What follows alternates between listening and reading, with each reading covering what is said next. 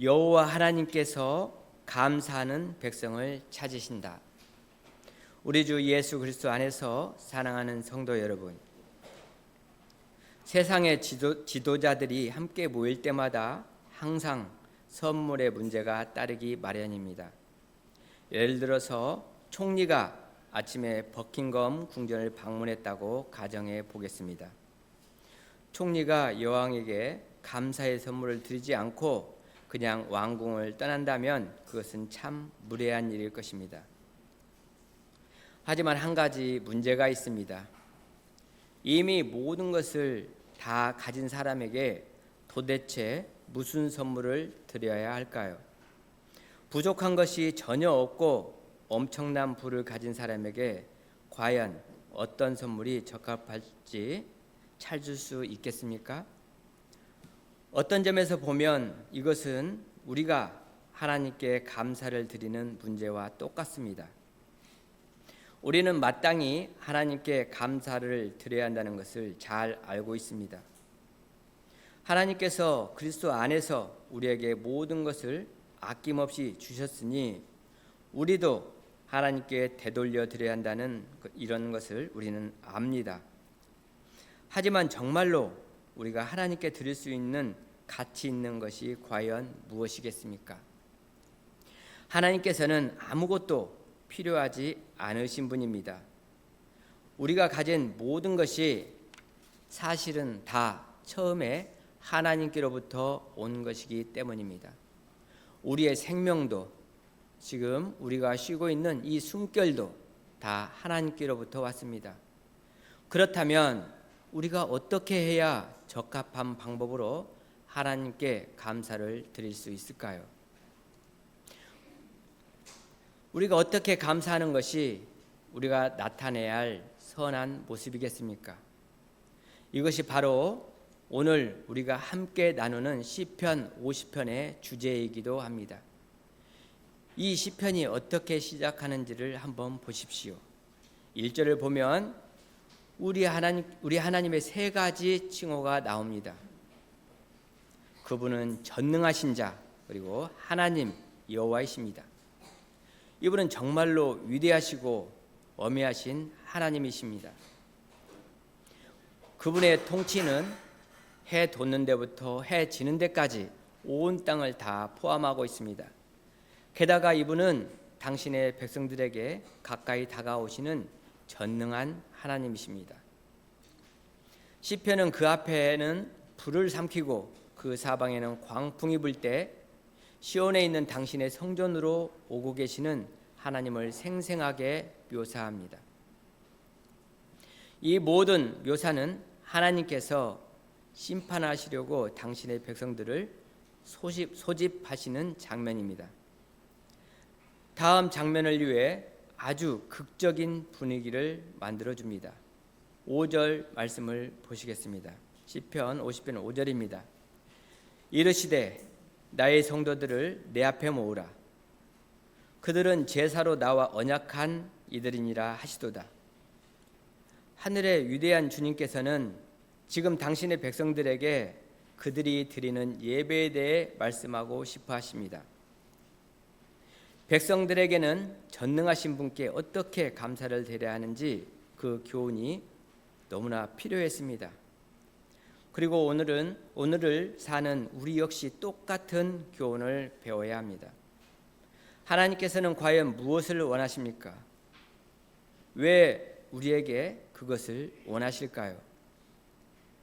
그리고 하나님께서는 우리의 선물을 어떻게 받으실까요? 저는 오늘 이 질문들을 품고 시편 50편을 통해 선포되는 하나님의 말씀을 전하고자 합니다. 우리가 부르는 찬송은 종종 우리가 믿는 바를 그대로 표현하기 때문에 우리의 믿음이 찬송을 통해 고백되는 것입니다. 그러므로 하나님의 백성들은 올바른 예배 찬송을 불러야 합니다. 이렇게 찬송이 중요하기 때문에 아삽이 예배를 위해 만든 찬송은 이 시편 하나만이 아니었습니다. 아삽의 작품들은 시편 73편부터 83편까지 모여 있습니다. 그런데 왜 시편 50편만 따로 떨어져서 이 자리에 있을까요?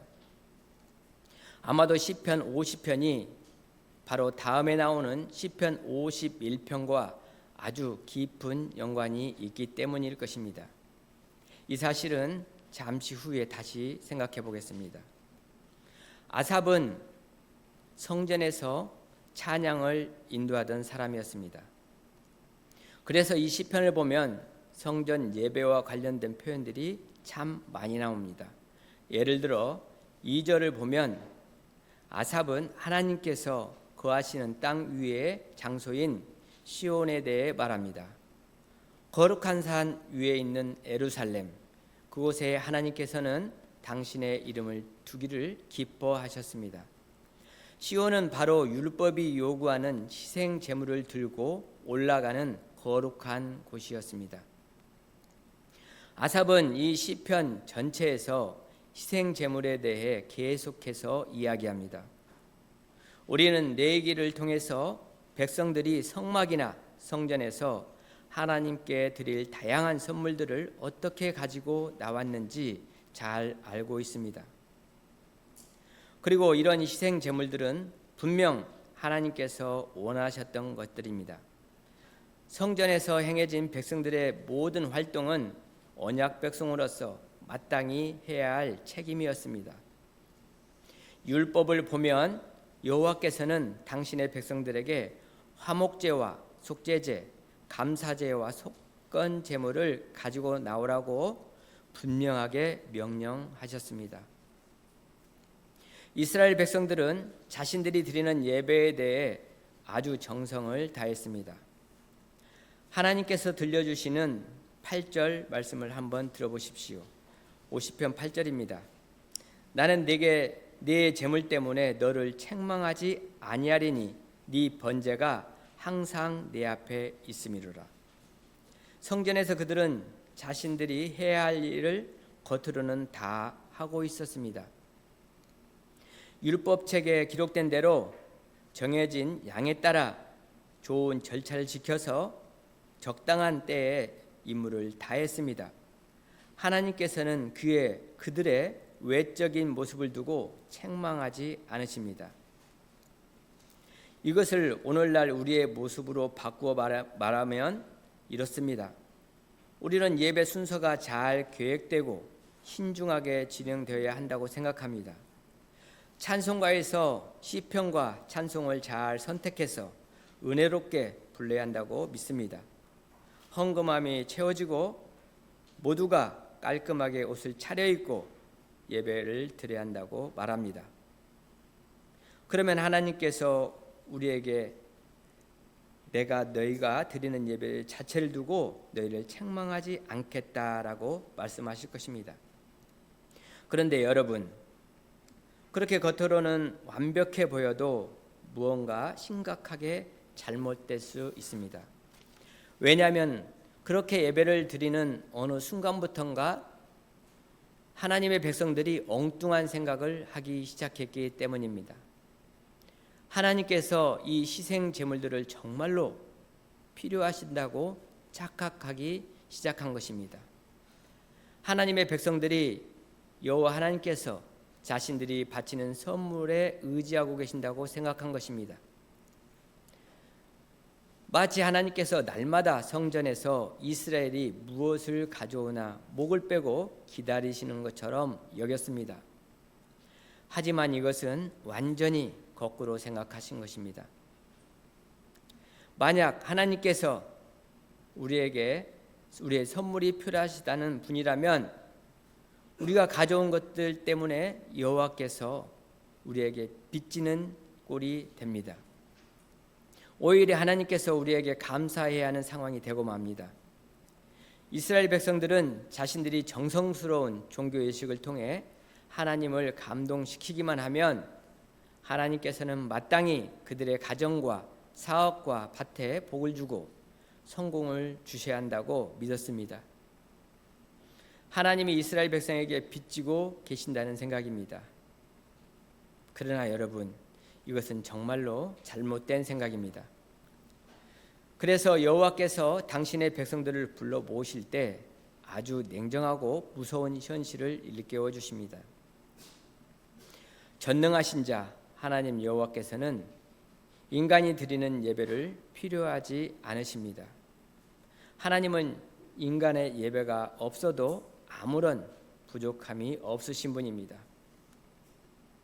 어차피 백성들이 성전으로 가지고 오는 모든 것은 애초에 다 하나님의 것이었기 때문입니다. 여호와께서 들려주시는 10절과 11절을 보십시오. 이는 살림의 짐승들과 뭇 산의 가축이 다 내 것이며 산의 모든 새들도 내가 아는 것이며 들의 짐승도 내 것이미로라. 온 땅이 다 여호와의 땅이고 여호와의 소산이며 오직 여호와의 은혜일 뿐입니다. 가장 좋은 암소부터 시작해서 가장 좋은 기름에 이르기까지 하나님의 백성들이 가지고 오는 모든 희생 제물들은 전부 다 하나님께로부터 흘러나온 것입니다. 하나님께서 그 모든 것 위에 계시고 그 모든 것의 배경이 되십니다. 그래서 하나님의 백성들이 하나님께 감사를 드릴 때 하나님은 그저 눈에 보이는 최상의 가축이나 농산물 그 이상을 찾고 계십니다. 오늘도 똑같습니다. 하나님은 우리가 좋은 옷을 입고 나와서 그저 단조롭게 찬송을 부르는 것 그 이상을 찾고 계십니다. 여호와께서는 이 진리를 우리가 이해할 수 있도록 인간적인 방식으로 이렇게 말씀하십니다. 핸드아웃 12절 보시겠습니다. 내가 가령 주려도 네게 이르지 아니할 것은 세계와 거기 충만한 것이 다 내 것이미로라. 보통 우리는 배가 고프면 누군가에게 배고프다고 말을 합니다. 아이들은 과자가 먹고 싶으면 엄마에게 소리를 지릅니다. 하지만 하나님께서는 설령 배가 고프실지라도 우리에게 알리실 필요가 전혀 없습니다. 왜냐하면 그분은 전능하신 분이기 때문입니다. 하나님은 스스로 모든 것을 처리하실 수 있고 당신 자신을 위해 스스로 공급하실 수 있는 분이라는 뜻입니다. 이 사실은 이어지는 13절에서 여호와께 던지는 강력한 질문을 통해 더욱 분명합니다. 13절 보시겠습니다. 내가 수소의 고기를 먹으며 염소의 피를 마시겠느냐? 하나님께서 배를 채우시려고 백성들이 가져올 다음 제물을 기다리신다고 생각했던 이스라엘 백성들에게는 이 질문이 참 이상하게 들렸을 것입니다. 그들은 큰 충격을 받았을지도 모릅니다. 여호와께서 수소와 염소를 필요하지 않으신다는 말인가? 여호와께서 제단에 고기와 피를 바치는 것을 원하지 않으신다는 말인가? 나는 당연히 원하신 줄 알았는데 내가 가져온 제물들을 보며 당연히 기뻐하실 줄 알았는데 아니었나? 하고 말입니다. 우리가 볼 때 이스라엘 백성들의 생각은 분명히 잘못되었습니다. 어떻게 그런 어리석은 생각을 할 수 있을까 싶습니다. 하지만 여러분, 우리 역시 똑같은 시선으로 모든 것을 바라볼 수 있습니다. 언약 안에서 우리는 강한 책임감을 느끼며 살아갑니다. 하나님께서 우리에게 요구하시는 것이 무엇인지를 잘 알고 있습니다. 그 책임을 다해야 한다고 늘 강조합니다. 그러다 보니 어느새 주님을 위해 내가 한 일에 대해서 대단하게 여기기 시작합니다. 나는 날마다 주님을 위해 열심히 일한다. 또 주님이 나를 두신 곳에서 나는 정말로 성실하게 살아간다. 그러니까 하나님께서 교회를 세우시려면 내 기술과 재능이 꼭 필요하실 거야. 하나님께서 내 자녀들을 변화시키려면 내가 반드시 필요할 거야. 주님은 내가 오늘 헌금함에 넣는 만 원 때문에 감동하셨을 거야. 내가 한 일에 나 스스로 뿌듯하듯이 하나님께서도 분명히 그러셔야 해, 이런 생각을 합니다. 사랑하는 성도 여러분, 그렇다면 시편 50편이 노래하는 것은 무엇입니까? 하나님께서 우리를 기뻐하지 않으신다는 뜻입니까? 우리의 봉사와 예배와 헌신을 원치 않으신다는 말입니까? 아닙니다. 하나님은 우리를 기뻐하시고 우리의 봉사와 예배를 원하시지만 우리에게는 더 겸손한 시선이 필요합니다. 전능하신 자 하나님 여호와께서는 우리가 드리는 그런 것들이 없어도 얼마든지 편안하시고 아무 부족함이 없으신 분이라는 사실을 기억해야 합니다. 이것은 우리가 드리는 모든 의식과 예배 형식이 그 자체로 목적이 될 수 없다는 뜻입니다. 외적인 형식 그 자체에 무슨 대단한 의미가 있는 것이 아닙니다. 우리가 매달 드리는 약정 헌금이나 매달 드리는 기도 혹은 우리가 행하는 선한 그 자체를 하나님께서 가장 크게 기뻐하시는 것이 아닙니다. 사도 바울이 사도행전 17장에서 아테네 사람들에게 선포하던 말씀을 기억해 보십시오. 핸드아웃 사도행전 17장 24절 25절을 같이 보시겠습니다. 우주와 그 가운데 있는 만유를 지으신 하나님께서는 친히 주제이시니 손으로 지은 전에 계시지 아니하시고 또 무엇이 부족한 것처럼 사람의 손으로 섬김을 받으시는 것이 아니니 이는 만민에게 생명과 호흡과 만물을 친히 주심이라. 이것이 바로 우리가 처음에 던졌던 질문입니다. 모든 것을 다 가진 분 위에 우리가 도대체 무엇을 할 수 있겠습니까? 성령께서는 로마서 11장에서 이렇게 질문하십니다. 로마서 11장 35절입니다. 누가 주께 먼저 드려서 갚으심을 받겠느냐? 이것이 바로 우리가 처음에 던졌던 질문입니다.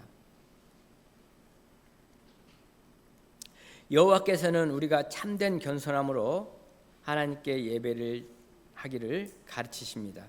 우리가 헌금을 드리든 구제를 하든 기도를 하든지 간에 그저 형식적인 전통이나 사람의 기대 혹은 단순한 의무감에 의해서 해서는 안 됩니다. 그 중심에 다른 무언가가 있어야 합니다.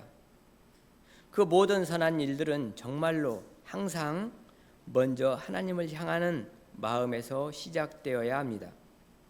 하나님을 경외하는 마음, 우리의 영혼이 하나님의 아름 이름을 진심으로 사랑하는 그 사랑에서 이 모든 선한 일들이 흘러나와야 합니다.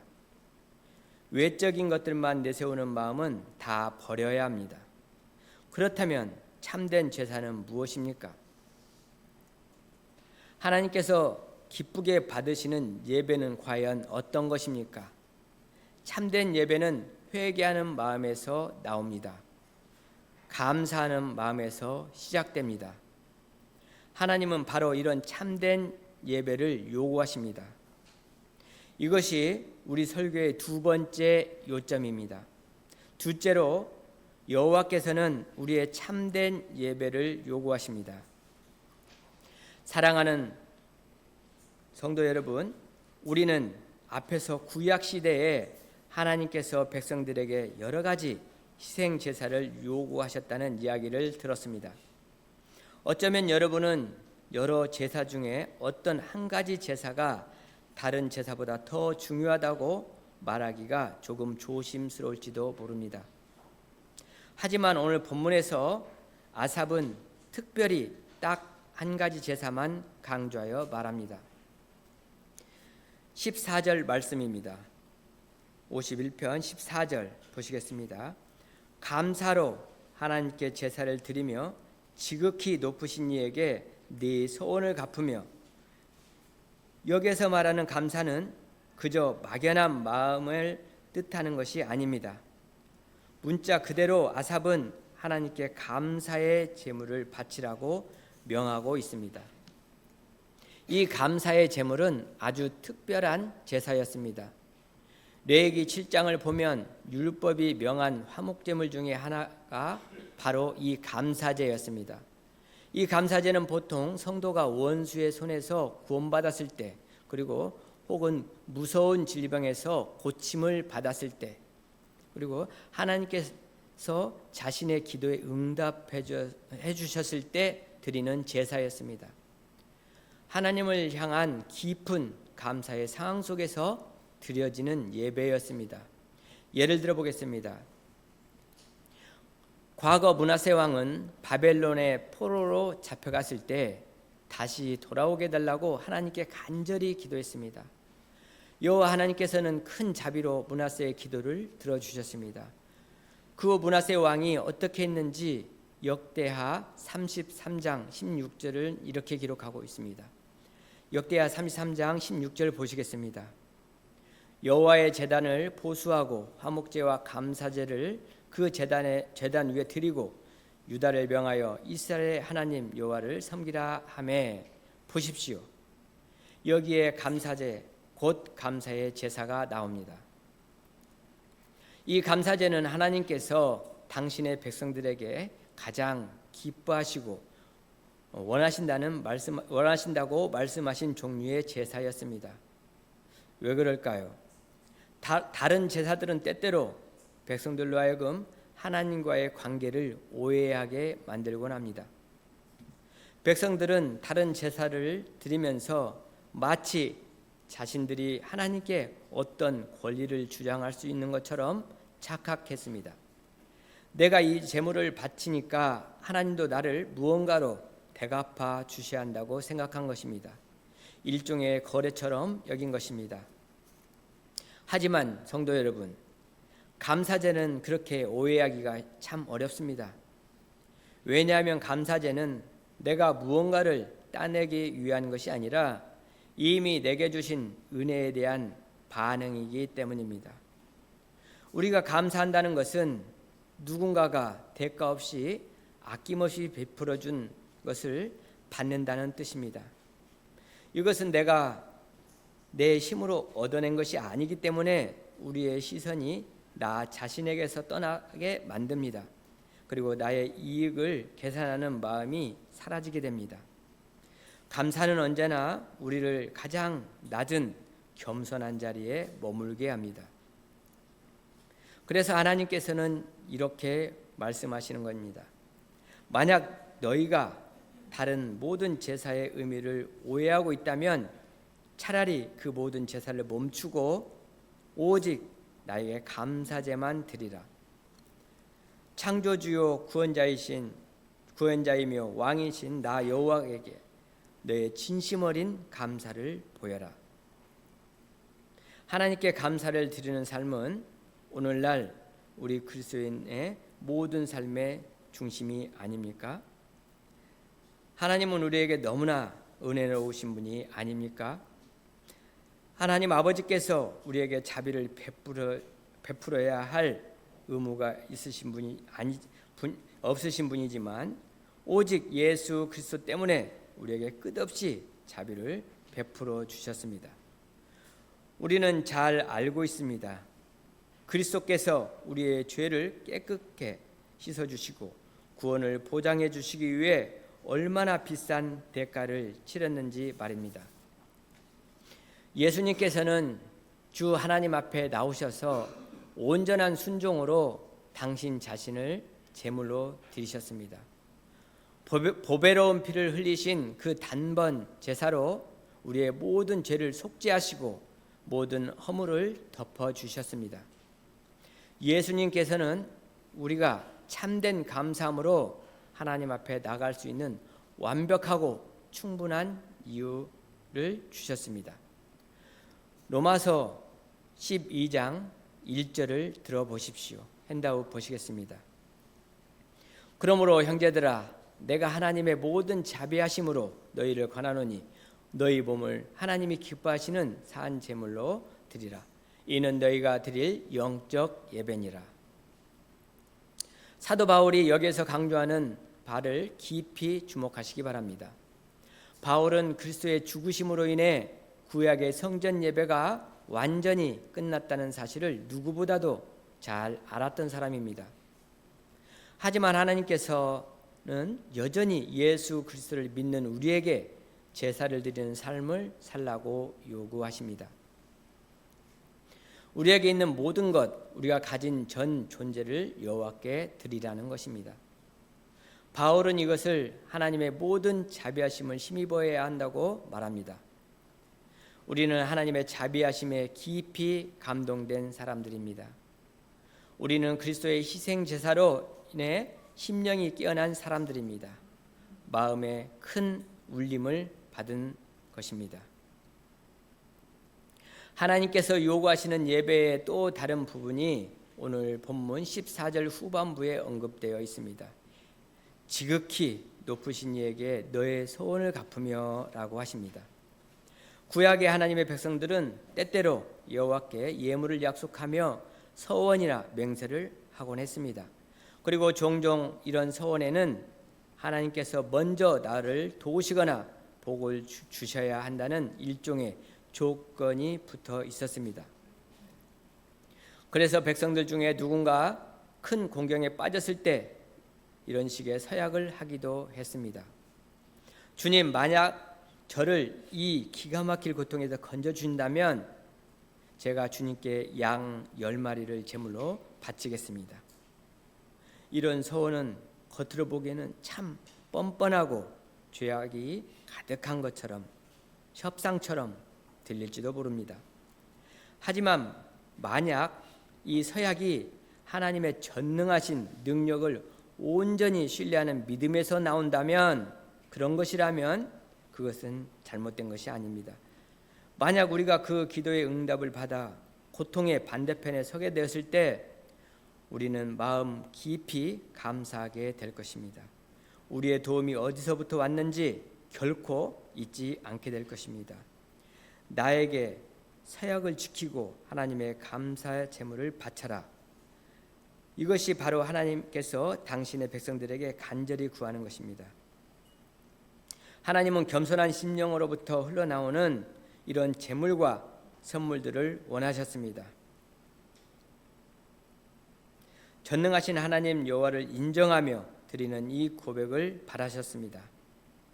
사랑하는 성도 여러분, 그렇다면 오늘 우리는 어떻습니까? 우리는 이미 하나님께서 우리의 돈을 필요로 하지 않으신다는 사실을 나눴습니다. 그렇다면 우리가 마음대로 해도 하나님은 다 이해해 주실까요? 물론 하나님은 다 아십니다. 아니면 우리가 주일에 이 자리에 나와 예배하지 않아도 하나님은 상관하지 않으실까요? 하나님은 분명히 보고 계십니다. 우리가 오늘이나 평소 진심 어린 감사의 말 한마디도 하지 않는다면, 평소에 감사의 말을 한마디도 하지 않는다면 하나님께서 모르실까요? 하나님은 우리의 배응망덕함을 분명히 눈여겨 보시고 계십니다. 그것을 죄라고 말씀하실 것입니다. 그렇습니다. 전능하신 하나님께서는 우리의 감사가 없이도 사시는 분이시지만 우리의 감사를 너무나 원하십니다. 우리의 예물을 바라십니다. 우리의 감사 고백을 참 기뻐하십니다. 하나님은 우리가 바치는 예물 그 자체보다 그 예물을 드리는 사람의 등 뒤에 있는 숨겨진 우리의 마음을 바라보십니다. 우리가 누군가에게 소박하고 작은 선물을 줄 때 늘 하는 말이 있습니다. 중요한 건 선물이 아니라 마음이야. 또 아이들이 집에서 삐뚤삐뚤 손으로 직접 만든 선물도 줄 때도 이렇게 우리는 말합니다. 와, 이걸 만든 그 마음이 얼마나 예쁘나. 정말 예쁘다. 마음이 제일 중요하지. 우리는 선물 자체의 가격보다 그 선물에 담긴 따뜻한 마음을 훨씬 더 소중하게 여깁니다. 부족한 선물이라 할지라도 그것은 사랑을 표현하는 방법을 찾아낸 아름다운 흔적이기 때문입니다. 우리가 하나님께 드리는 감사도 정확히 이와 같습니다. 우리가 최선을 다해 드린다고 한들 그것이 하나님이 보시기에 얼마나 대단하겠습니까? 결코 대단한 것이 아님을 우리는 압니다. 하지만 우리가 하나님께 감사할 수 있다면 그것은 우리가 하나님을 향한 사랑을 표현할 길을 찾는 것입니다. 만약 우리가 그리스도 안에서 하나님이 우리를 위해 행하신 그 구원의 일들을 진심으로 감사한다면 우리는 하나님의 위대한 이름을 예배하는 일에 전심으로 헌신하게 될 것입니다. 여러분, 물질의 복을 받으셨습니까? 그렇다면 하나님께 기꺼이 되돌려 드릴 준비를 하십시오. 생명과 숨을 선물로 받으셨습니까? 나에게 재능과 기술이 있고 어떤 기회와 환경이 주어져 있습니까? 그렇다면 그것을 아낌없이 사용하여 여호와 하나님께 찬양하시기 바랍니다. 그것이 어떤 모양으로든지 우리가 하나님께 감사를 드린다는 것은 우리가 하나님을 사랑한다는 증거입니다. 그리고 그 고백을 통해 하나님께서 홀로 영광을 받으실 것입니다. 이것이 성경이 우리에게 가르쳐주는 아주 단순하고 명확한 진리 중 하나입니다. 모세가 신명기 10장 12절에서 던졌던 질문을 기억해 보십시오. 핸드아웃 신명기 10장 12절입니다. 이스라엘아, 내 하나님 여호와께서 내게 요구하시는 것이 무엇이냐? 곧 내 하나님 여호와를 경외하며 그의 모든 도를 행하고 그를 사랑하며 마음을 다하고 뜻을 다하여 내 하나님 여호와를 섬기고. 모세는 신명기에서 수많은 희생 제물과 예물에 대해 설명하면서도 동시에 여호와께서 진짜 요구하시는 핵심이 무엇인지를 강력하게 강조합니다. 여호와께서는 오직 사랑으로 드리는 사람의 마음과 중심, 그 존재 자체를 원하신다는 사실입니다. 우리는 이 똑같은 가르침을 오늘 본문 바로 다음에 나오는 시편 51편에서 발견할 수 있습니다. 다윗은 16절에서 이렇게 고백합니다. 51편 16절입니다. 주께서는 제사를 기뻐하지 아니하시나니 그렇지 아니하면 내가 드렸을 것이라. 주는 번제를 기뻐하지 아니하시나니, 우리가 방금 드렸던 말씀과 똑같지 않습니까? 다윗은 이어지는 17절에서 이렇게 노래합니다. 핸드아웃 보시겠습니다. 하나님께서 구하시는 제사는 상한 심령이라. 하나님이여 상하고 통회하는 마음을 주께서 멸하시지 아니하시리이다. 다윗 왕은 밧세바와 함께 돌이킬 수 없는 끔찍한 죄를 지은 후에야 진짜 여호와께 기쁘시게 하는 것이 무엇인지를 뼈저리게 깨달았습니다. 그것은 그저 수많은 찬송과 기도를 겉으로 만들어내는 것도 아니고 성전 예배에서 빠짐없이 참석하는 조항이 아니었습니다. 하나님께서 정말 원하시는 것은 거룩한 변화의 마음이요 삶의 진정한 변화입니다. 이런 이유 때문에 시편 50편의 뒤편에 보면 여호와께서 악인들을 향해 아주 날카롭고 무서운 말씀을 쏟아내십니다. 16절 말씀이십니다. 시편 50편 16절, 악인에게는 하나님이 이르시되 네가 어찌하여 내 율례를 전하며 내 언약을 네 입에 두느냐. 겉으로는 온갖 도둑질을 일삼고 간음하며 남을 중상모략하면서도 성전에 나와서 아무렇지도 않게 예배를 드리는 자들이 있었습니다. 이런 모습을 생각하면 우리의 마음이 참 무겁고 불편합니다. 하지만 성도 여러분, 이 말씀을 대할 때 우리는 다른 누군가를 떠올릴 것이 아니라 바로 나 자신을 돌아봐야 합니다. 여러분은 오늘 이 자리에 진정으로 회개하는 마음, 통회하고 상한 심령을 가지고 그렇게 나오셨습니까? 하나님의 복을 간절히 사모하며 내가 철저한 죄인이라는 사실을 나에게 오직 구원자 예수의 구원이 필요하다고 사실을 깨닫기 위해서 이 자리에 앉아 계십니까? 하나님을 향한 참된 사랑으로 가득 차서 이 자리에 나오셨습니까? 그렇다면 하나님께서는 오늘 여러분에게 놀라운 은혜를 주실 것입니다. 이 사실이 바로 우리에게 마지막 세 번째 요점을 보게 합니다. 셋째로, 여호와 당신께서는 우리를 도울 준비를 하고 계신다고 약속하십니다. 사랑하는 여러분, 관대하다는 말의 진짜 정의가 무엇인지 아십니까? 그저 무언가를 주는 사람만을 뜻하는 것이 아닙니까? 우리가 이 정도면 충분하다고 생각하는 순간에도 멈추지 않고 계속해서 내어주는 사람을 의미합니다. 이미 가득 찼는데도 끊임없이 넘치도록 채워주시는 분, 그분이 바로 우리 하나님이십니다. 후하게 주시고 한없이 관대하신 하나님이십니다. 우리는 오늘 본문 안에서도 또한 그 놀라운 사실을 목격합니다. 하나님은 당신이 원하시는 바를 백성들에게 따뜻하게 돌려주신 후에 곧바로 내가 너희를 도울 준비가 되어 있다고 큰 약속을 주십니다. 오늘 본문 15절의 말씀입니다. 환난 날에 나를 부르라. 내가 너를 건지리니 네가 나를 영화롭게 하리라. 하나님의 자비는 아직 끝나지 않았습니다. 하나님의 복은 언제나 신선하며 그렇게 하나님의 자비는 날마다 새롭습니다. 우리는 매일매일 하나님의 도우심이 필요하고 하나님께서는 날마다 우리에게 아낌없이 공급해 주십니다. 매 순간 마주하는 작은 선물 하나하나를 그리스도 안에서 우리를 향해 베푸시는 하나님의 구체적인 사랑의 증거를 바라보시기 바랍니다. 그 사랑은 아주 확실한 방식으로 선포됩니다. 환난 날에 나를 부르라. 내가 너를 건지리라. 여호와께서는 당신의 백성들을 든든히 붙들어 주시고 구원에 필요한 위기의 순간마다 반드시 건져주시겠다고 약속하십니다. 왜냐하면 하나님은 전능하신 자 하나님 여호와이시기 때문입니다.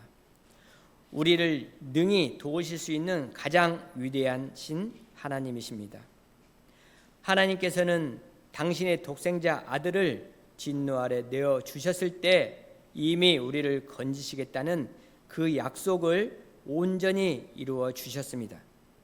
예수님께서 이 땅에 오셔서 우리의 모든 원수들의 손에서 우리를 완벽하게 구원해 내셨습니다. 만약 하나님께서 그 엄청난 일까지 이미 행하셨다면 앞으로 우리를 위해 무엇인들 아끼고 하지 않으시겠습니까? 사도 바울이 로마서 8장 32절에 기록한 위로의 말씀을 마음 깊이 새겨 보십시오. 로마서 8장 32절 한번 보시겠습니다. 자기 아들을 아끼지 아니하시고 우리 모든 사람을 위하여 내어주신 이가 어찌 그 아들과 함께 모든 것을 우리에게 주시지 아니하겠느냐. 이 말씀의 뜻이 무엇이겠습니까? 가장 아끼시는 당신의 아들까지 우리에게 아낌없이 내어주신 하나님이시라면 우리가 살아가는 데 필요한 다른 모든 것들을 왜 주시지 않겠냐는 확신입니다. 반드시 주시겠다는 약속입니다. 이 위대한 약속은 우리가 기도할 때마다 흔들리지 않는 큰 확신을 줍니다. 우리가 하나님을 온전히 신뢰할 수 있도록 붙들어 줍니다. 우리가 무릎을 꿇고 기도할 때 우리는 주님이 얼마나 은혜로우신 분인지 깨닫게 됩니다. 우리 주님께서는 우리의 신음소리를 들으시고 반드시 응답해 주실 것입니다. 우리가 미래를 두려워할 때 주님은 우리의 마음에 세상이 줄 수 없는 평안을 부어 주실 것입니다. 우리가 애로움에 눈물을 흘릴 때 주님은 따뜻한 위로로 찾아와 주실 것입니다. 길이 보이지 않을 때, 혼란스러워할 때 주님은 우리의 걸음을 바르게 인도해 주실 것입니다. 우리가 약해져 넘어질 때 주님은 당신의 강한 손으로 우리를 지탱해 주실 것입니다. 하나님께서는 성경에 나오는 가장 아름다운 약속 중 하나로 우리에게 선포하십니다. 환난 날에 나를 부르라. 내가 너를 건지리라. 우리의 삶에 어떤 고난과 환난이 닥쳐올지라도 우리가 하나님을 바라보며 부르짖기만 하면 하나님께서는 반드시 구원의 손길을 펴실 것입니다. 왜냐하면 믿음으로 드리는 기도가 하나님을 가장 기쁘시게 하기 때문입니다. 하나님은 우리가 전능하신 하나님 여호와 곧 그리스도 안에서 우리의 아버지가 되시는 당신만을 바라보시기를 간절히 원하십니다. 무엇보다 하나님께서 바라시는 것은 겸손한 신뢰를 품고 당신만을 전적으로 의지하며 날마다 주님과 동행하고 대화하는 우리의 마음입니다. 우리가 그런 온전한 마음으로 주님께 기도할 때 우리의 기도는 세상의 그 어떤 값비싼 선물이나 하나님의 나라를 위해 땀 흘린 수많은 봉사의 시간들보다 하나님이 훨씬 더 기쁘게 받으시는 최고의 예배가 됩니다. 물론 헌신과 봉사도 여전히 성도의 삶에 있어야 합니다. 하지만 하나님께서는 그 무엇보다도 먼저 통회하고 상한 우리의 심령을 찾으십니다. 그리고 여러분, 하나님께서 우리를 구원해 주실 때 그 구원의 궁극적인 목적이 여호와 하나님을 더욱더 찬양하도록 이끌기 위함이라는 사실을 꼭 기억하시기 바랍니다. 하나님은 내가 너를 건지리니 네가 나를 영화롭게 하리라라고 말씀하십니다. 이 말의 연결을 주의 깊게 보십시오.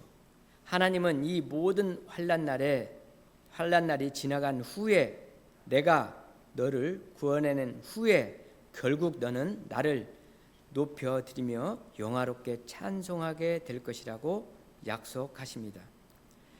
예배는 또 다른 예배를 부릅니다.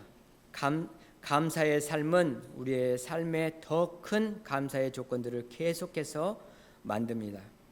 기도의 삶은 끊임없이 흐르는 기도의 강이 됩니다. 왜 그렇습니까? 하나님께서는 우리의 기도에 어떻게 응답하시고 우리의 삶을 어떻게 복주시는지를 우리가 눈으로 계속해서 목격하기 때문입니다. 그러므로 사랑하는 성도 여러분, 날마다 이런 거룩한 기대를 품고 살아가시기를 바랍니다. 이런 넘치는 기쁨 속에서 하나님을 예배하십시오. 그리고 주님이 이루실 확신 속에서 간절히 기도하시기 바랍니다. 하나님께서는 우리에게 끊임없이 멈추지 않고 계속해서 복을 내려 주실 것입니다. 그리고 우리는 그 은혜에 감격하여 하나님께 감사를 드리기를 영원히 그치지 않을 것입니다. 하나님은 끊임없이 복을 주시고 우리는 멈추지 않고 감사를 드리는 이 놀랍고 영광스러운 은혜가 우리 삶에 영원토록 계속될 것입니다. 아멘.